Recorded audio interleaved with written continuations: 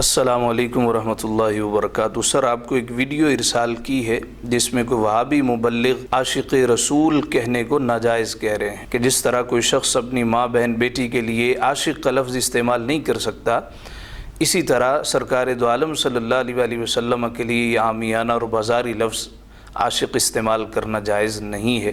آپ اس کی وضاحت کر دیجیے۔ اس میں ایک مرتبہ عشق کا ہے جو غلط محبت ہے۔ پورا قرآن پڑھیے، پورے قرآن مجید میں ایک مرتبہ بھی لفظ عشق استعمال نہیں ہوا۔ آپ جملہ کتب حدیث نکالیے، بخاری، مسلم، سنن ابن ماجہ، سنن جامع الترمذی، سنن ابی داؤد اور سنن نسائی سے لے کر جملہ مسانید اور جوامع نکالے، ایک حدیث صحیح میں اللہ کے رسول نے لفظ عشق استعمال نہیں کیا۔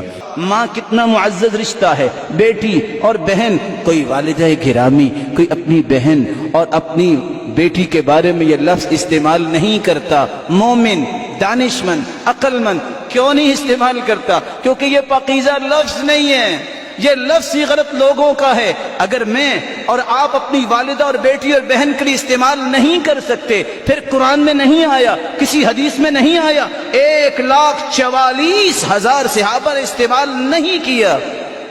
بینگ مسلم میرے لیے جائز نہیں ہے کہ میں پیغمبر کے بارے میں کہوں میں عاشق رسول ہوں۔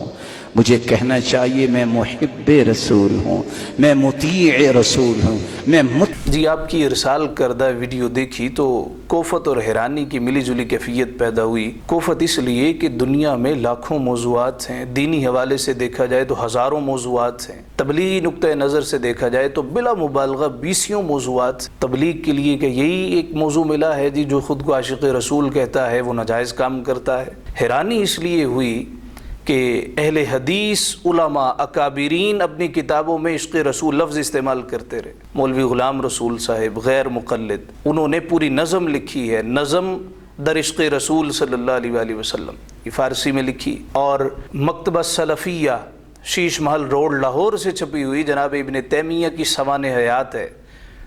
اس میں ایک عنوان قائم کرتے ہیں کہ جناب ابن تیمیہ کے سینے میں عشق رسول کی چنگاری بھڑکتی تھی، یعنی اکابرین آپ کے کریں وہ تو رقص ٹھہرے اور عوام بیچاری کرے وہ مجرا کہلائے، آپ کریں تو جائز ہے، کوئی اور کرے وہ ناجائز ہو جاتا ہے۔ انتہائی دکھ اور افسوس کی بات ہے۔ ایک ہم نے الزامی جواب دیا، تحقیقی جواب یہ ہے کہ یہ عشق کو سمجھے نہیں ہیں۔ عشق کہتے کس کو؟ یہ میرے ہاتھ میں لسان العرب ہے، یہ منجد موجود ہے، آپ کوئی لغت کی کتاب اٹھا کے دیکھ لیں، جب کوئی شخص محبت میں وارفتگی کرتا ہے اس کو عشق کہتے ہیں، اور محبت میں افراط کرنے کو عشق کہا جاتا ہے۔ لغت کی کوئی کتاب اٹھا کے دیکھ لیں، عشق کہتے کس کو ہیں؟ جب کوئی شخص محبت میں حد سے بڑھنے لگتا ہے اس کو عشق کہا جاتا ہے۔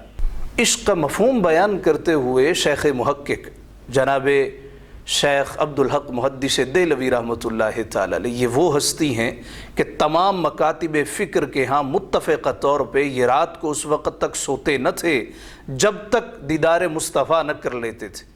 علومات میں آپ بیان کرتے ہیں کہ جب کوئی شخص کمالات الہیہ سے واقفیت حاصل کرتا ہے، اس کو اپنے جملہ کمال اور خوبیاں کمالات الہیہ کا مظہر نظر آتی ہیں تو اس کا دل ایک جوش اور جذبے کی کیفیت سے بھر جاتا ہے، پھر اس کو اپنی خبر نہیں رہتی، وہ پھر ہمہ وقت اللہ کے جلووں میں مگن رہتا ہے۔ لوگ اس کو دیکھتے ہیں، کہتے ہیں جی اس کی تو روح قفس عنصری سے پرواز کر گئی ہے۔ جس شخص کی یہ حالت ہو جائے، یہ کیفیت ہو جائے کہ وہ ہمہ وقت خدا کے جلووں میں مگن رہے، اس کو اپنا کوئی کمال، کوئی خوبی نظر نہ آئے، فقط مولا کے جلوے، مولا کے کمال، اسی کی خوبیاں نظر آئیں، جب کسی شخص میں ایسی کیفیت پیدا ہو جاتی ہے اس کو عشق کہتے ہیں۔ دوسرے لفظوں میں محبت کی انتہا کو عشق کہا جاتا ہے۔ اعلیٰ حضرت عظیم البرکت امام الشاہ امام احمد رضا خان فاضل بریلوی رحمۃ اللہ تعالی علیہ فتاوی رضویہ جلد 21 میں لکھتے ہیں کہ محبت ہی کا دوسرا نام عشق ہے، لہٰذا یہ کہنا کہ بھئی عشق ماں بہن سے کیا آپ کر سکتے ہیں، بیٹی کے ساتھ کیا آپ عشق کر سکتے ہیں، میں سمجھتا ہوں ایک انتہائی عامیانہ سی بات کی ہے، انتہائی ہلکی بات کی ہے، اور یہ صرف موصوف نے نہیں کی۔ 2017 میں الواقعہ ایک میگزین مجلہ شائع ہوتا ہے جس میں ملتان کے شیخ محمد زبیر صاحب انہوں نے یہ سب سے پہلے اپنی تحقیق کے نام پر چند صفحات کالے کیے جس میں انہوں نے یہ ذکر کیا جی عشق کا یہ معنی ہے، اس میں ہوس پائی جاتی ہے، لہٰذا سرکار دو عالم صلی اللہ علیہ وآلہ وسلم کے لیے خود کو عاشق کہنا جائز نہیں۔ تو اس وقت بھی ہمارے اکابرین نے الحمدللہ اس کا جواب دیا۔ اب چونکہ سوشل میڈیا کے ذریعے اور تبلیغ کے بہانے لوگوں کو عاشق کہنے کی ممانعت کی جا رہی تھی، تو ہم نے مناسب سمجھا کہ ہم بھی ویڈیو کے ذریعے یہ پیغام ریکارڈ کروائیں اور لوگوں کو بتائیں کہ جناب یہ وہ احباب ہیں جن کے آباء و اجداد یہ کہا کرتے تھے کہ حضور علیہ الصلاۃ والسلام کی عزت اتنی کرو جتنی بڑے بھائی کی کرتے ہو، بلکہ اس سے بھی تھوڑی کم۔ تقویت الایمان دیکھیے، تو انہی کی ذریت ہے، خود کو عاشق رسول کہہ رہا ہے، اس کی ممانعت کی جا رہی ہے۔ آپ جھوٹ پہ بات نہیں کر رہے، آپ غیبت پہ بات نہیں کر رہے، آپ چغلی پہ بات نہیں کر رہے، بہتان طرازی پہ بات نہیں کر رہے، آپ کے پاس یہی ایک موضوع رہ گیا ہے جو بیچارہ خود کو عاشق کہنے والا، میں عاشق رسول ہوں، اور اس کے وہم و گمان میں بھی نہیں ہے کہ اس میں ہوس کا کوئی جذبہ پایا جاتا ہے۔ اور پھر اردو زبان کے قادر الکلام شعراء کو اٹھا کے دیکھ لیجیے، فارسی زبان میں دیکھ لیجیے، مولانا جلال الدین رومی رحمۃ اللہ تعالی، آپ کہتے ہیں کہ شاد باش ہے عشق خوش سودائے ماں، اے طبیب جملہ علت ہائے ماں، عشق تو خوش رہ اس لیے کہ میرے ہر درد کا مداوا تجھ میں موجود ہے۔ علامہ محمد اقبال رحمۃ اللہ تعالی علیہ قومی شاعر ہیں، قادر الکلام ہیں، اور تمام کے نزدیک آپ پر اتفاق کیا جاتا ہے۔ علامہ محمد اقبال رحمۃ اللہ تعالی علیہ آپ کہتے ہیں قوت عشق سے ہر پست کو بالا کر دے، دہر میں اسم محمد سے اجالا کر دے، صدق خلیل بھی ہے عشق، صبر حسین بھی ہے عشق، معرکہ وجود میں بدر و حنین بھی ہے عشق۔ پھر یہی علامہ اقبال کہتے ہیں بے خطر کود پڑا آتش نمرود میں عشق، عقل ہے محو تماشائے لب بام ابھی۔ اللہ تعالیٰ نے قرآن شریف میں فرمایا والذین آمنوا اشد حبا للہ، ایمان والے اللہ سے ٹوٹ ٹوٹ کر محبت کرتے۔ حب ہو تو محبت ہے، اشد حبا ہو تو کیا ہوتا ہے، اسی کو تو عشق کہتے۔ دیکھیے جناب شیخ محی الدین ابن عربی رحمۃ اللہ تعالی علیہ آپ اس آیت کے تحت کیا ارشاد فرما رہے ہیں۔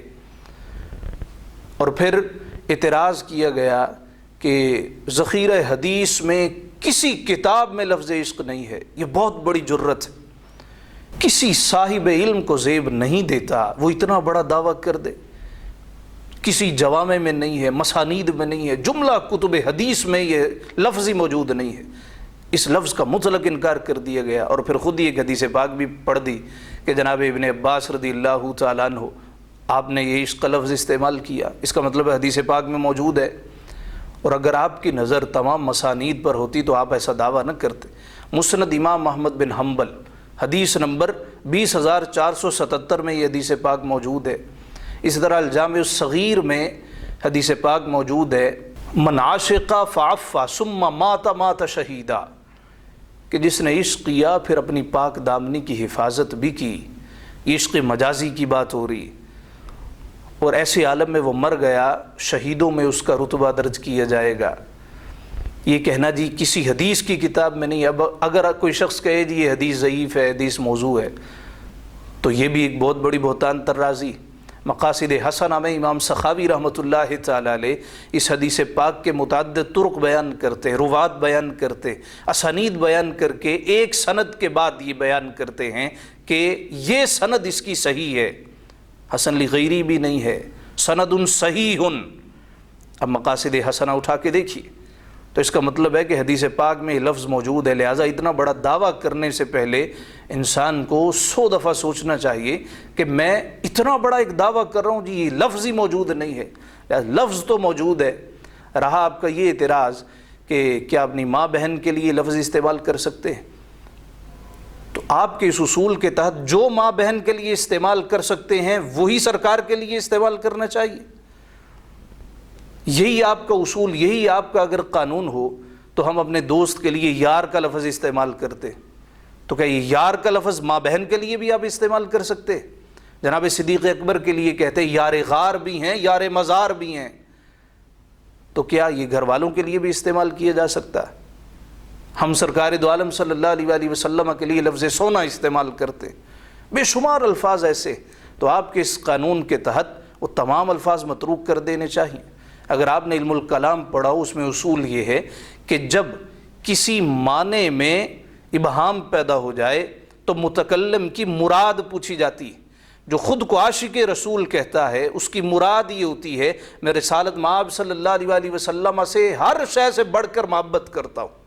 اس کی مراد وہ آپ کے ذہن میں موجود جو ہوس ہے وہ نہیں ہوتی، اس سے مراد یہ ہوتا ہے کہ میں نبی پاک صلی اللہ علیہ وآلہ وسلم سے ٹوٹ ٹوٹ کر عشق کرتا ہوں، میں حضور سے ٹوٹ ٹوٹ کر محبت کرتا ہوں، یہی اس کا معنی ہے، یہی اس کی مراد ہے۔